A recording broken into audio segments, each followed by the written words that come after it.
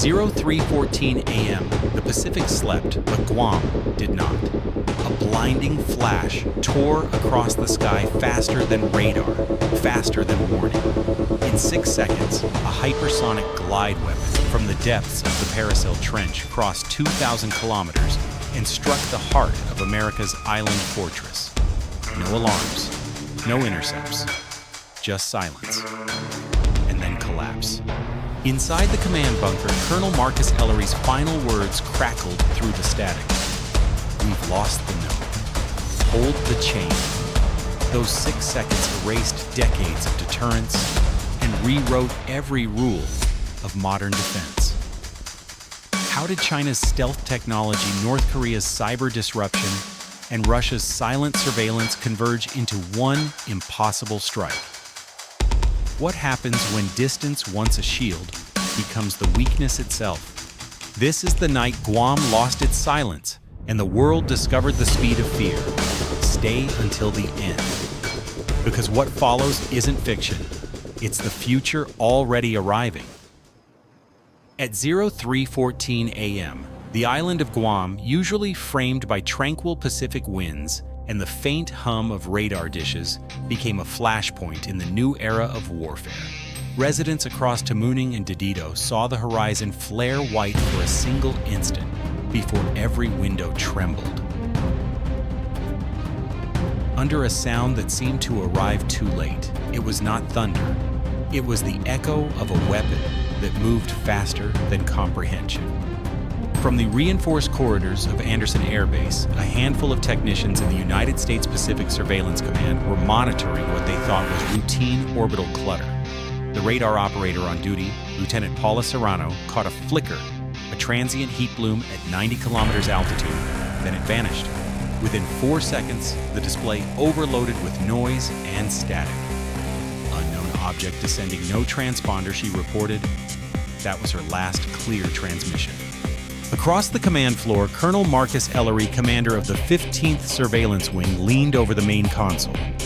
He had spent 22 years believing Guam was the safest node in America's Pacific chain, fortified by Aegis defenses, THAAD interceptors, and redundant fiber links to Hawaii. Yet the alarms now screamed in irregular tones, too rapid, too chaotic. The automated voice reading altitude data kept resetting, mock reading invalid, recalculating. Outside, the night turned metallic. Pilots sleeping in the ready dorm felt a vibration rising through the concrete. The first tremor wasn't an impact, it was the hypersonic glide vehicle slicing through the troposphere. Trailing plasma brighter than dawn, the glide path was shallow, descending from the west at an angle no interceptor had been trained to intercept. The weapon was Chinese in origin, later identified as a DFZF variant, launched from a Type 096 submarine, positioned in the Paracel Trench, 1,800 kilometers away. For the men and women inside the bunker, those numbers meant nothing yet. Ellery's voice echoed through the hardened corridor's sealed compartments. Switch to local grid. But before backup power engaged, the main display lit up with a ghostly outline, Guam's topography rendered in false color, and a single pulsing red vector converging on Talafofo Ridge, where the island's radar annex stood. The impact warning arrived too late. At exactly 03:14:23, the DFZF struck with a kinetic energy equivalent to a small tactical warhead. It carried no explosive payload. Speed alone did the killing. The projectile entered the Earth at a 40-degree angle, drilling through the upper bunker layers before disintegrating into a storm of molten fragments. The shock wave traveled through reinforced basalt, lifting entire sections of command flooring. Screens burst in cascades of sparks. Civilians along Yigo's coastline saw the light column rise and fade in less than a second. Fishermen described it later as a sunrise that forgot to wait for morning. Power grids across northern Guam failed in synchrony, leaving a radius of 50 kilometers in darkness. Mobile networks collapsed, satellites temporarily lost signal lock, and the Pacific sky, usually a sheet of communication relays, fell silent. Colonel Ellery survived the initial tremor, pinned under a collapsed support beam, his headset still transmitting static. He did not yet know that the command bunker above had been obliterated. The ventilation ducts howled with heat, carrying the scent of ozone and burning insulation. He whispered the last line recorded on the surviving data chip. "We've lost the node. Switch to Misawa uplink. If anyone, the rest dissolved in distortion." On the surface, rescue sirens never came. The island's emergency grid had been fried through electromagnetic pulse coupling from the hypersonic plasma trail. For the first time in its modern history, Guam's most protected military asset, its watchtower over the western Pacific, was blind. The ocean breeze returned before dawn, but it carried an unnatural stillness.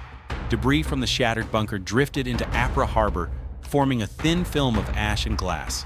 Somewhere beneath the burned circuits of the surveillance array still pulsed faintly, as if trying to remember their purpose. The night Guam lost its silence marked more than a single strike. It marked the instant when deterrence itself faltered. Every second that followed belonged to confusion, disbelief, and the dawning realization that the age of unreachable sanctuaries was over. For decades, analysts inside the United States Air Force Research Laboratory believed hypersonic glide weapons remained a future threat, a problem of 2030, not 2025. Yet the crater on Guam told a different story. In Beijing's coastal command center near Hainan Island, engineers had quietly refined the DFZF hypersonic glide vehicle, perfecting what Western defense journals called the phantom of the stratosphere. Unlike conventional ballistic missiles that arc high and fall predictably, this one behaved like a predator that refused to leave the radar. It surfed the atmosphere's upper edge at Mach 10, wrapped in an envelope of ionized plasma. That plasma rendered it almost invisible to microwave radar frequencies and distorted infrared sensors trying to track its heat signature. The weapon's body used carbon-carbon composite tiles layered with adaptive microlattices that bled heat evenly, preventing flare detection. The launch itself had occurred 3,000 meters beneath the Paracel Trench from a submerged Type 096 nuclear submarine, codenamed Haijiao or Sea Hornet. Instead of a ballistic ejection, the vessel used a supercavitating launch canister, pushing the missile through water before igniting scramjet propulsion mid-ascent. The result, near-zero acoustic signature. No sonar picked it up. At PACOM's data center in Hawaii, algorithms that scanned the Pacific for missile plumes recorded nothing. The first infrared trace appeared only after the weapon had reached 70 kilometers altitude, gliding silently eastward. It flew a complex S-pattern, deliberately exploiting gaps in orbital radar coverage created by scheduled maintenance of one U.S. surveillance satellite. Later investigations confirmed this timing was not coincidence, it was coordination. Military analysts in Tokyo suggested that North Korean cyber units had jammed sections of U.S. radar along the Korean peninsula 15 minutes before launch. That blind spot propagated westward through the data relay chain, delaying detection by nearly 200 seconds to a hypersonic projectile. 200 seconds meant 1,600 kilometers of free movement. Inside the glide vehicle, telemetry computers made micro-adjustments using plasma wave steering, a technology few outside China even believed existed. By oscillating electromagnetic fields along its surface, the weapon could subtly change direction without aerodynamic fins. It's cylinder. This allowed it to dive beneath the expected Aegis intercept altitude and approach Guam from an unconventional vector northwest instead of west, bypassing the shield arcs of USS Shiloh and USS Curtis Wilbur. Every stage of its trajectory was recorded later from fragments of satellite memory, revealing a flight path that looked almost intelligent. The glide vehicle paused briefly in the upper mesosphere as if choosing its target. When it began its descent, speed data exceeded predictive models, Mach 10.4 at entry, decelerating to Mach 8 at 30 kilometers altitude. In that moment, the laws of deterrence rewrote themselves. A weapon had just crossed the world's most fortified ocean perimeter and struck one of its most defended outposts without a single alert missile launch in response. Technically, it was a demonstration strike, a proof of reach rather than an act of war. But in Washington, the distinction felt meaningless. Distance, once a comfort, had turned into vulnerability. When the first tremors rolled through Andersen Air Base, Colonel Marcus Ellery had already been awake for an hour, reviewing an encrypted briefing on Pacific satellite coordination. The irony struck him later. His night had begun studying orbital logistics and ended staring at a hole where the sky used to be. At 52, Ellery carried the calm of a man who had seen too many near crises to panic early. He had commanded the 15th Surveillance Wing for 4 years, coordinating electronic intelligence across the Pacific theater. His call sign Atlas was known among his crews as a symbol of patience, not pride. When Lieutenant Serrano's voice cracked through the comm's unidentified dissent, no signature speed, unclassified, Ellery's first instinct was training, verify, not fear. He issued a rapid query through the Pacific data link to Hawaii's PACOM Operations Center. No response. The encrypted line flashed signal pending. Then the base lights dimmed, the bunker's hum changed pitch, servers under the concrete floor clicked as their cooling fans seized from sudden voltage fluctuation. Backup systems engaged, but the response lag told Ellery something catastrophic was unfolding above them. He looked toward the ceiling where vibration dusted fine grains of concrete over the main console. Serrano, Turo log coordinates, and shut down non-essential grids he ordered. She hesitated, then static swallowed her acknowledgement. Inside the bunker's control hub, 12 personnel stood ready, yet every console emitted warning tones that contradicted one another.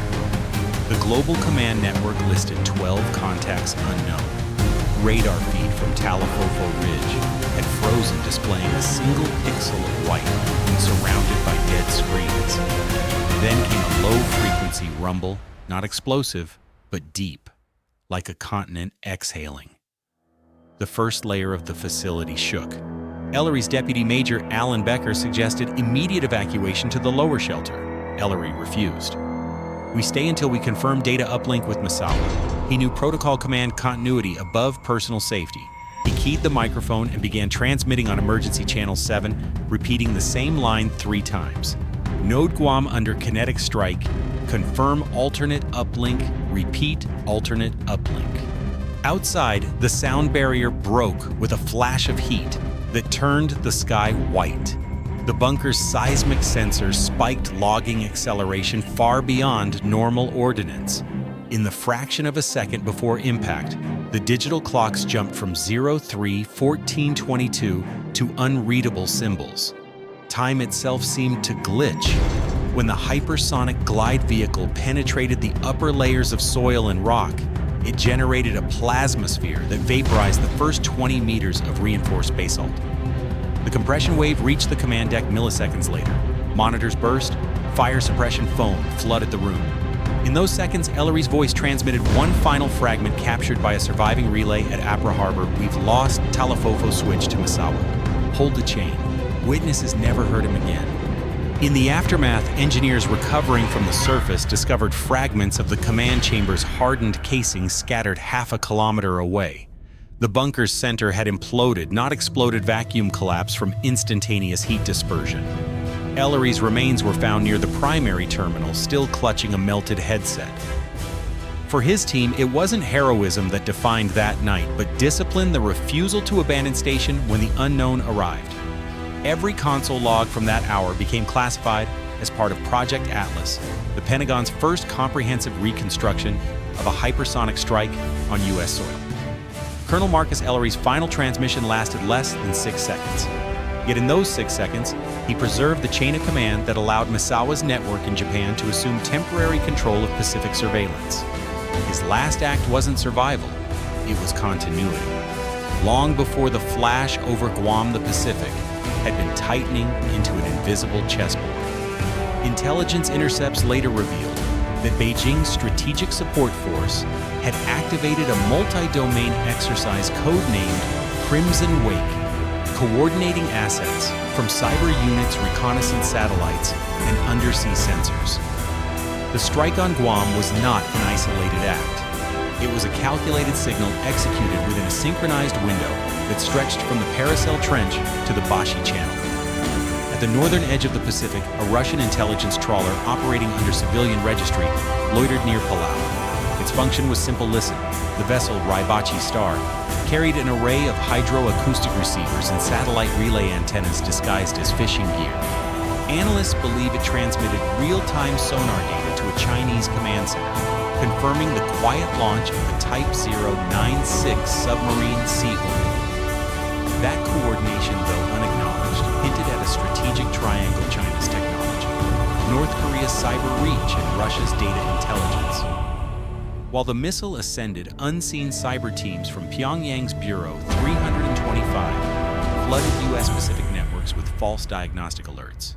At Misawa Air Base in Japan, technicians assumed a minor systems fault when radar calibration loops began repeating. In truth, they were facing a slow-time intrusion, a method of delaying sensor updates by milliseconds. The attack created micro-blind spots along the Pacific surveillance web, giving the glide weapon a corridor of invisibility. Inside Beijing's Joint Operations Command senior strategist, General Zhou Renwei, monitored telemetry on a black console, arms folded. For years, he had advocated what he called precision deterrence, without declaration. The Guam demonstration was the embodiment of that doctrine, a blow so surgical it would not trigger global panic, but would redraw psychological boundaries overnight. His aides observed silence as the countdown reached zero. When the impact confirmation blinked green, Joe merely nodded. Now, he said, they will listen differently.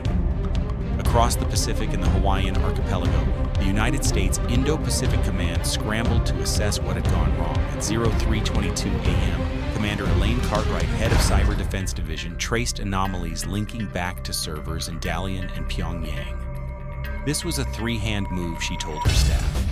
No single nation could have blinded Guam this perfectly. The realization was bitter deterrence had not failed from weakness, but from synchronization, the very thing American doctrine once claimed as its advantage. Meanwhile, intelligence satellites passing over the Western Pacific picked up faint electromagnetic emissions from the Spratly Archipelago, suggesting secondary Chinese radar buoys relaying glide weapon telemetry. Each buoy was no larger than a shipping container disguised as civilian ocean sensors. Collectively, they formed an undersea web of guidance expanding the range of launch platforms far beyond mainland China. By dawn, the Pacific resembled an orchestra whose conductor no longer stood at the podium. Lines of command were entangled, data links severed, and entire air defense sectors rendered blind. The United States Navy deployed 2 destroyers to restore coverage, but analysts warned that the deeper threat was conceptual. China had just proven it could rewrite the geography of reach. In Washington, the event was classified as a limited impact kinetic test. Yet every strategist reading the telemetry saw something larger, a rehearsal for strategic isolation.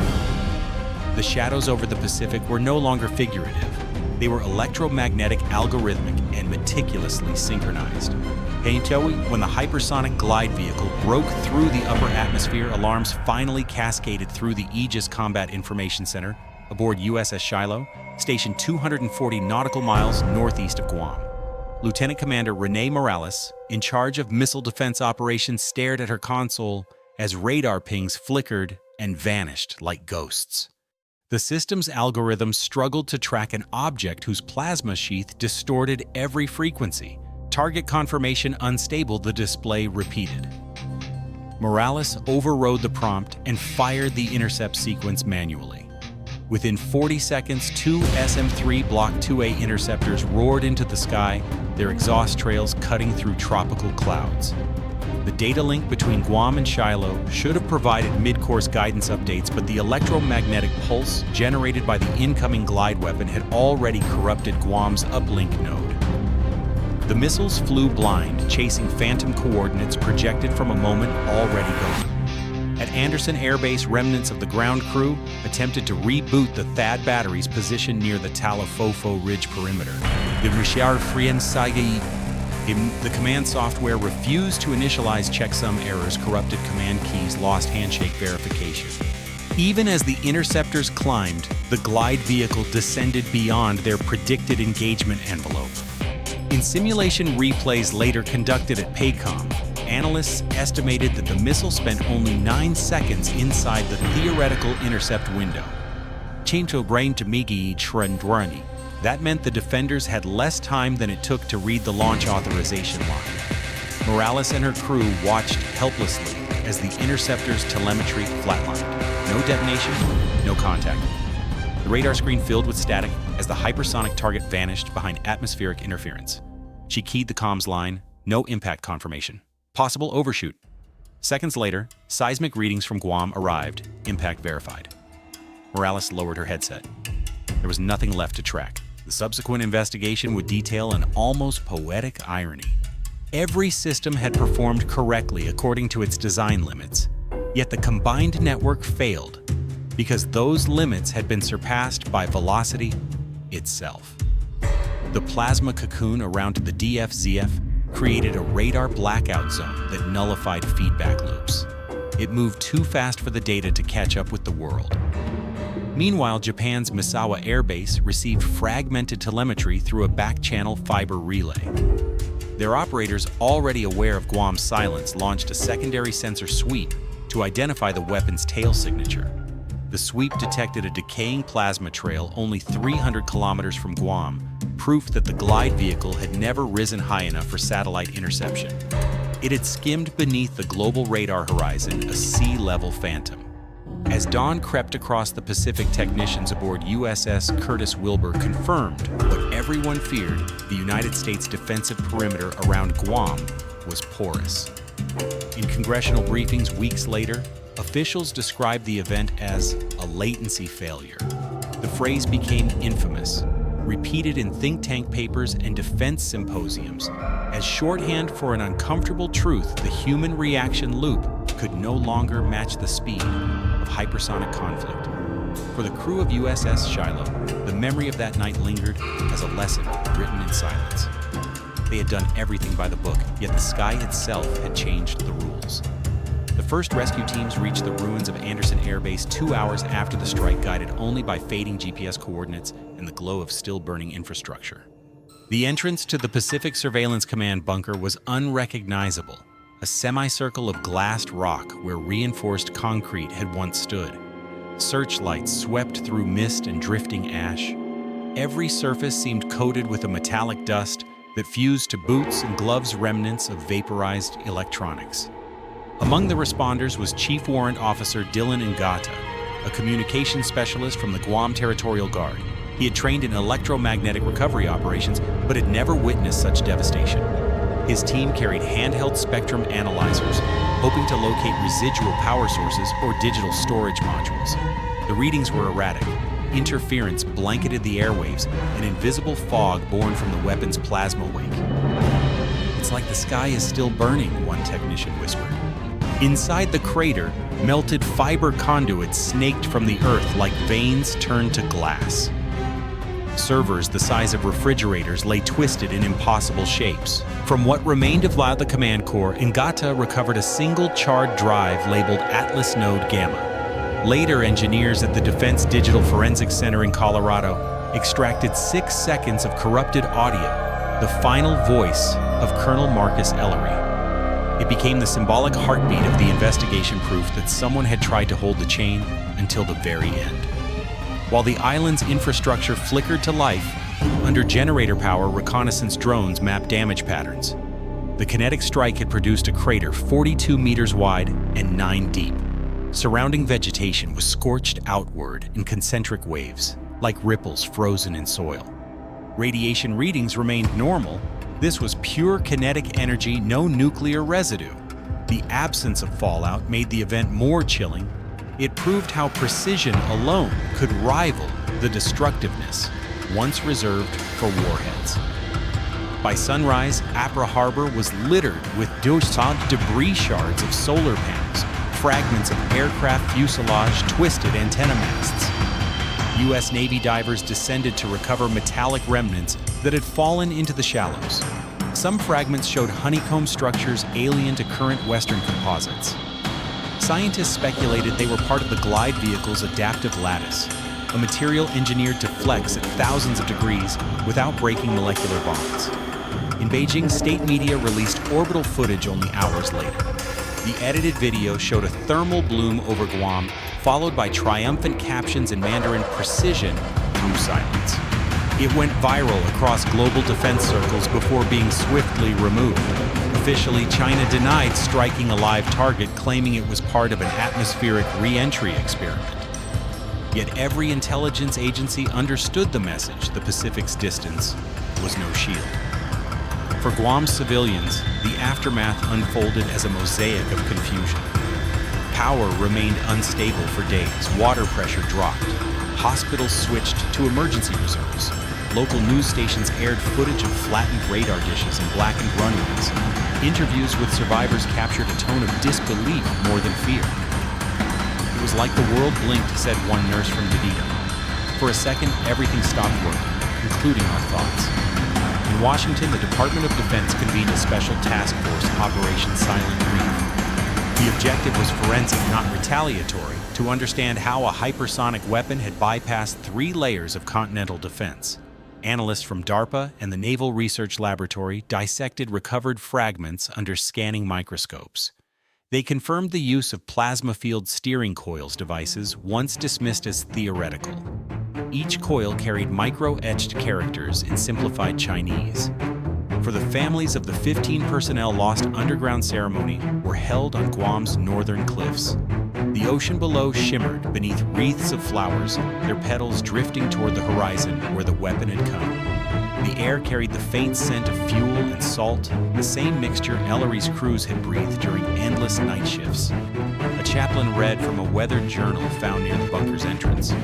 The final page bore Ellery's handwriting. "The signal matters more than the voice." That line became the epigraph of every report that followed. To military historians, it symbolized the fragility of command networks in the hypersonic age. To the people of Guam, it was simpler, a reminder that even silence carries a message.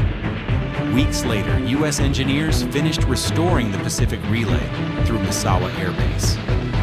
The first transmission broadcast through the repaired network carried only a single confirmation code, 8-1, online, followed by 3 seconds of static, as if the system itself were pausing to remember. When night returned to Guam, the crater on Talafofo Ridge shimmered faintly under floodlights. Crews had fenced the area off, but locals still came to watch. They said the wind there sounded different now, hollow metallic, echoing faintly when the tide was high.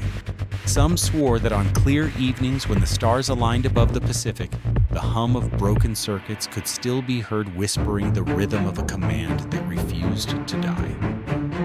In the weeks that followed, the world spoke about Guam not as a tropical base, but as a symbol, a reminder that distance no longer equals safety.